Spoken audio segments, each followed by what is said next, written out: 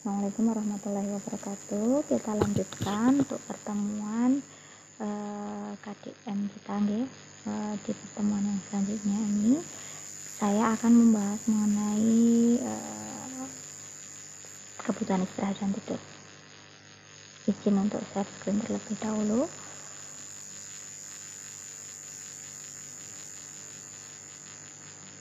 Ya.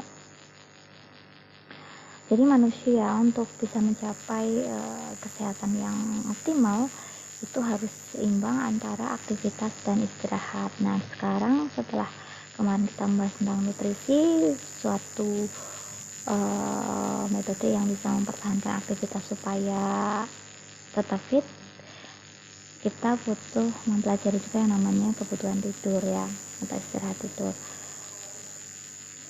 Nanti mungkin akan ditemui pasien kalian mengalami gangguan yang berkaitan dengan istirahat tidur, berkaitan dengan ketidaknormalan dalam dirinya, berkaitan dengan proses tidur yang bermasalah ya.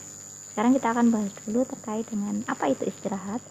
Jadi istirahat itu merupakan keadaan yang rileks tanpa adanya tekanan. Jadi kalau misalnya bilangnya istirahat tetapi kok masih mengerjakan tugas, itu bukan istirahat, itu belum istirahat. Anda waktunya jam istirahat ya istirahat, relax gitu.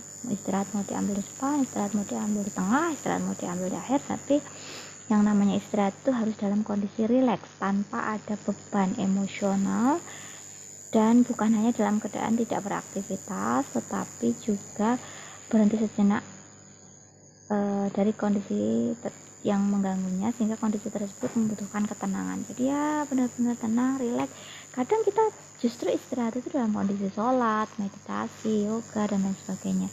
Hentikan semua aktivitas yang berkaitan dengan beban emosional, beban pikiran, dan lain sebagainya.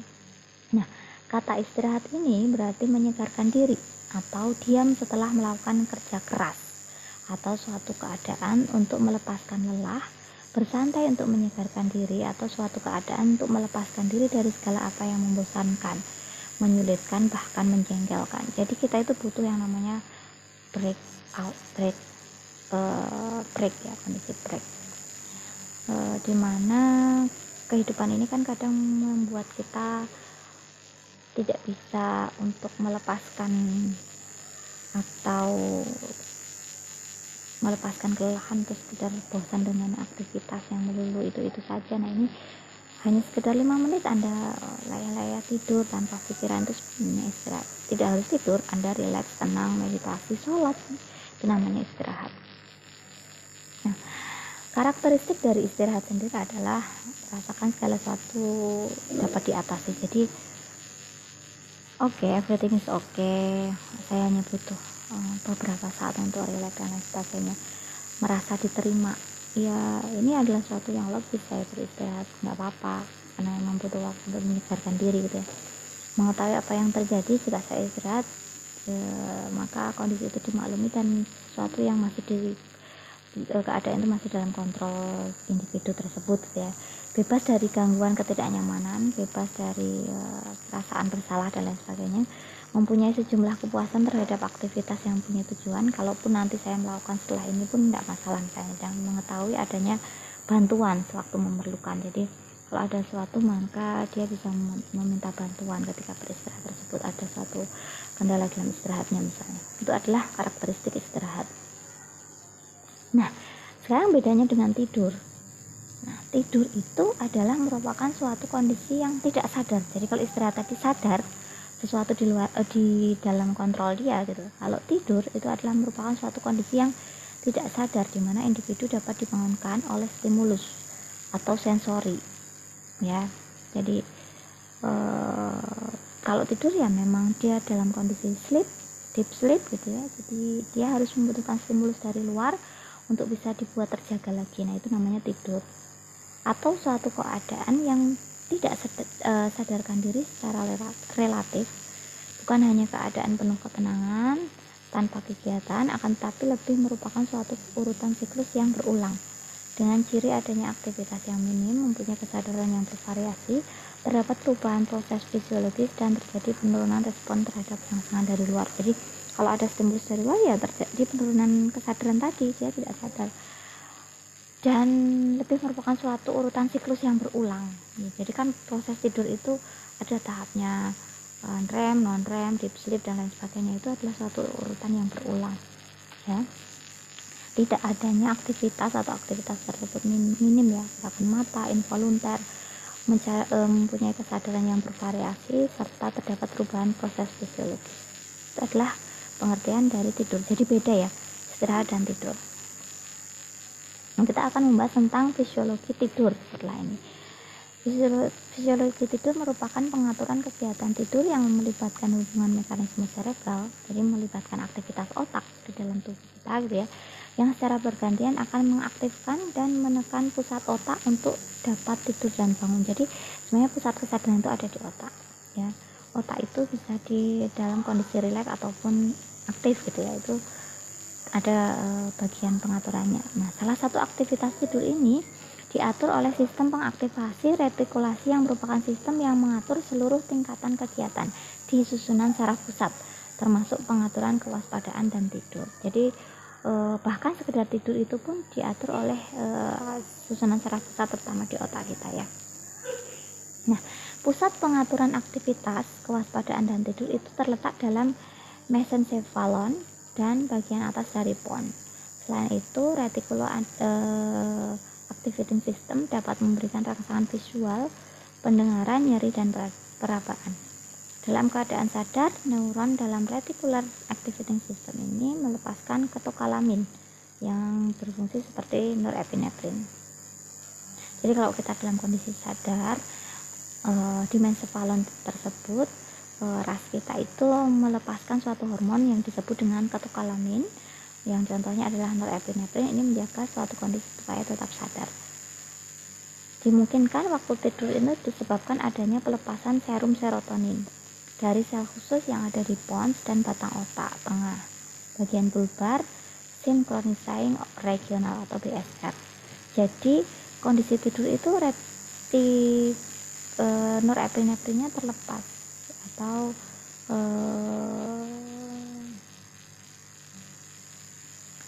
tidak ada gitu ya, maksudnya bukan melepaskan, dihentikan sementara gitu ya, karena norepinefrin itu dikeluarkan ketika dalam kondisi sadar.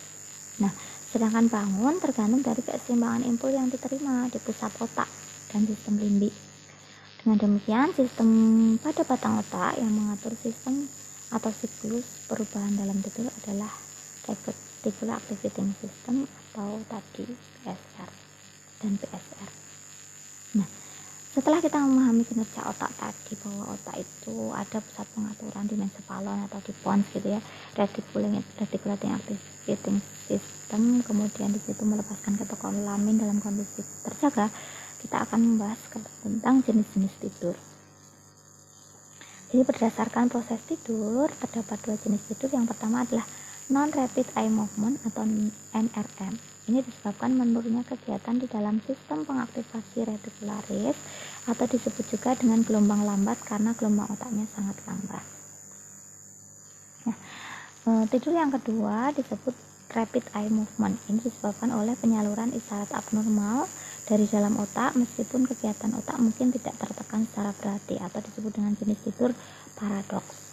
Jadi ketika kita tertidur pulas gitu ya, mata kita itu bergerak-gerak, rapid eye movement itu sebenarnya menunjukkan kondisi tidur yang dalam ya. Nah, NRM atau non rapid eye movement ini adalah tidur gelombang lambat, slow wave sleep. Dikenal dengan tidur yang dalam, istirahat penuh dengan gelombang otak yang lambat, atau dikenal dengan tidurnya.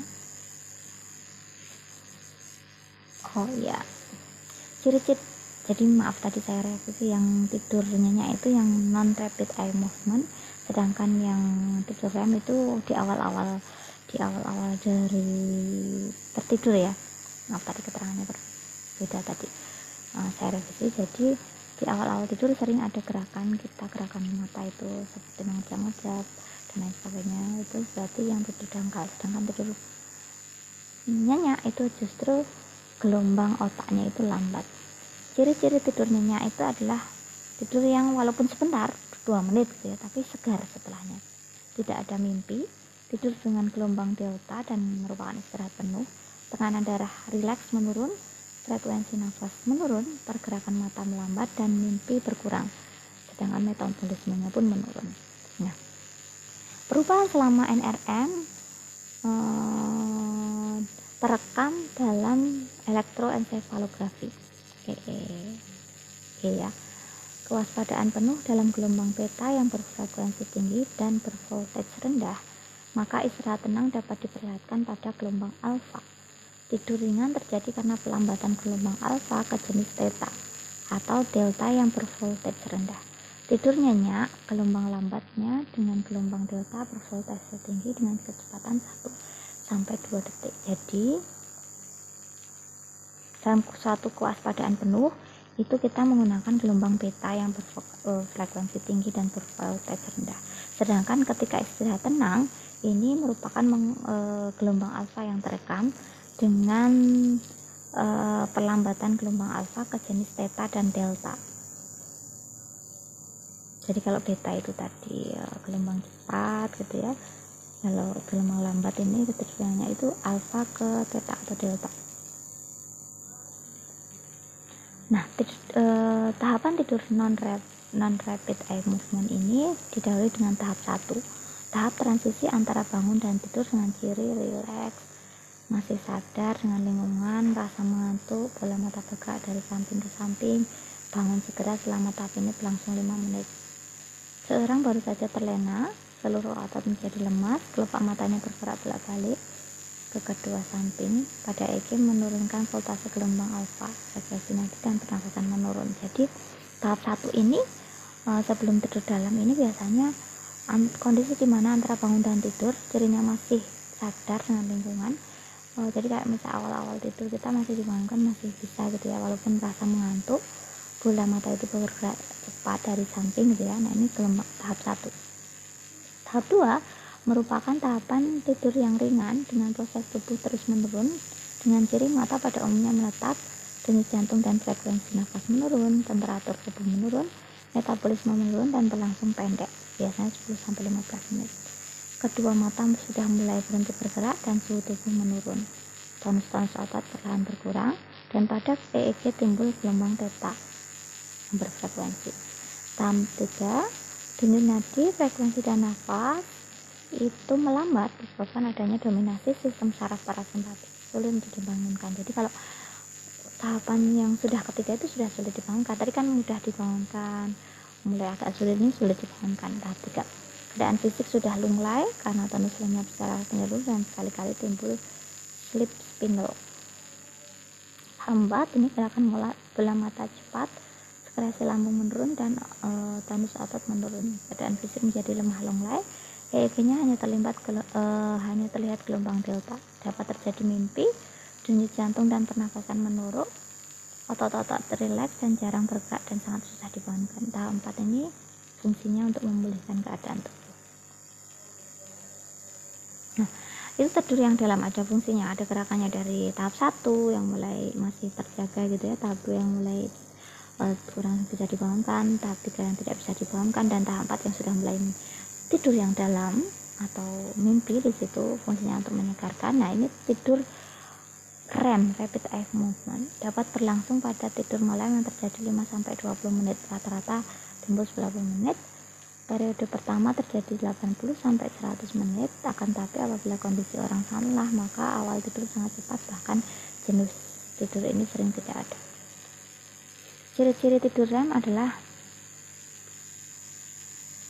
biasanya disertai mimpi, lebih sulit dibangunkan daripada selama tidur nyenyak non-REM. Tonus otot selama tidur nyenyak sangat tertekan, menunjukkan inhibisi, fungsi RR tidak teratur, dan otot RR beberapa otot yang tidak teratur.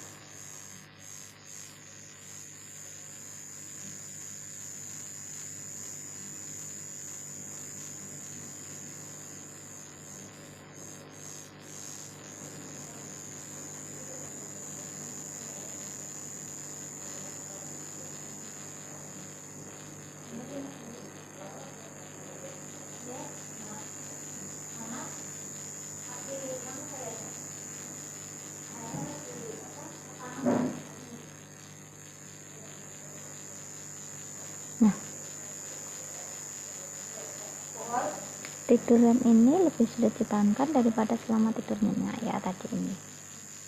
Ternyata emang harus tidur yang sangat nyenyak ya.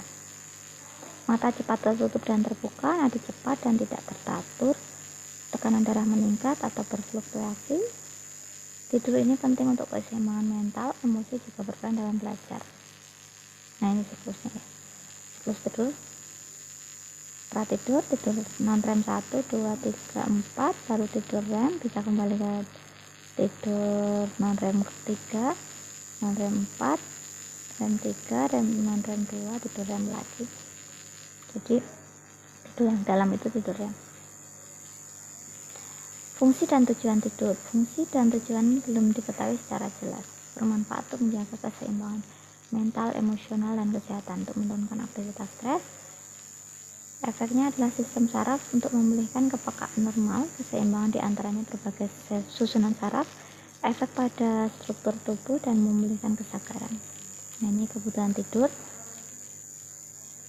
BBL itu 1-18 jam per hari. 1-18 bulan.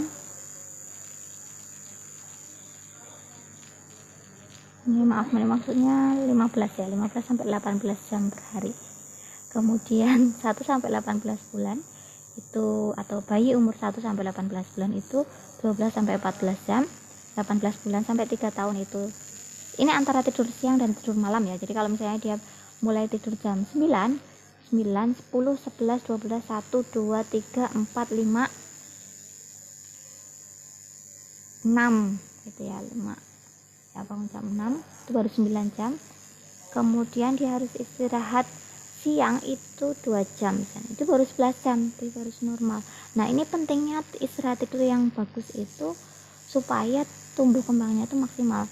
Jadi kalau ada anak yang tidurnya malam bangunnya siang gitu ya, asal tidur siangnya tercukupi dan kebutuhannya tercukupi nggak masalah. Tapi kalau tidurnya malam tidak teratur, bangunnya gasik, siang tidak tidur, nah itu bahaya untuk tumbuh kembangnya.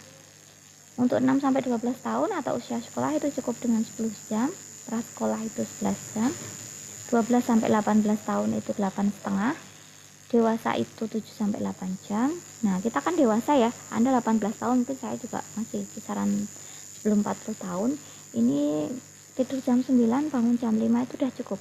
10, 11, 12, 1, 2, 3, 4, 5, 8 jam itu yang maksimal. Atau bangun jam 4 gitu ya, itu bagus karena 7 jam.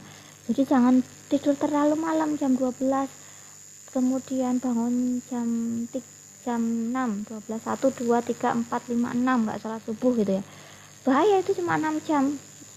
Mungkin dalam waktu singkat Anda nggak masalah, nggak mengalami suatu kendala, tapi lama-kelamaan tubuh dan fungsi keseimbangan tubuh kalian tuh akan terganggu. Kalau sudah 60 tahun ke atas ya 6 jam saja cukup. Itu saya tegaskan lagi, mungkin tadi saya kebalik-balik ya. Di awal saya menjelaskan bahwa tidur REM itu adalah tidur yang dangkal, itu yang benar. Di tengah saya menjelaskan tidur REM itu yang tidur dangkal, jadi itu salah ya. Jadi seperti yang awal saya terangkan saja, tidur itu non REM itu menuju tidur lelap. Tidur non REM itu ada 1, 2, 3, 4, kemudian diikuti dengan tidur REM. Jadi gerakan eye movement, gerakan tidur yang cepat itu adalah justru menggambarkan dia tidur yang sangat dalam ya gitu. Sekian dari saya.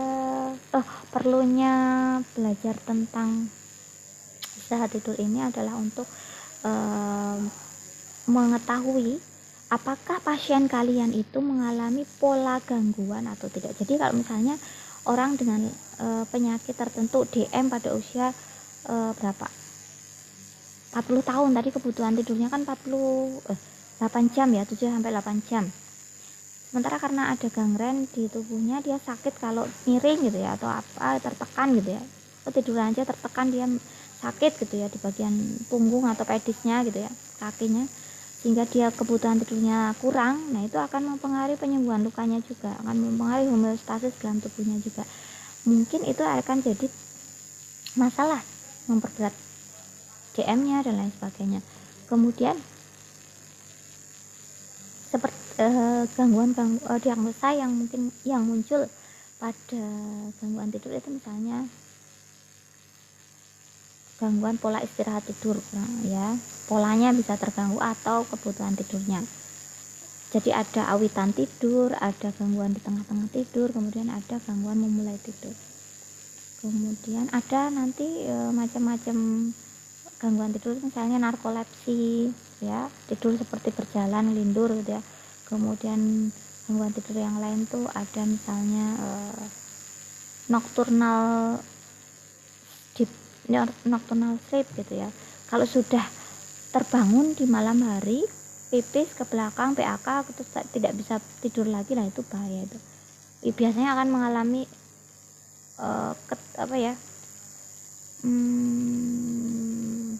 gangguan ketika di siang hari, konsentrasinya dan lain sebagainya. Tapi beruntung ya, Allah itu menciptakan segala sesuatu itu sudah sesuai pasnya.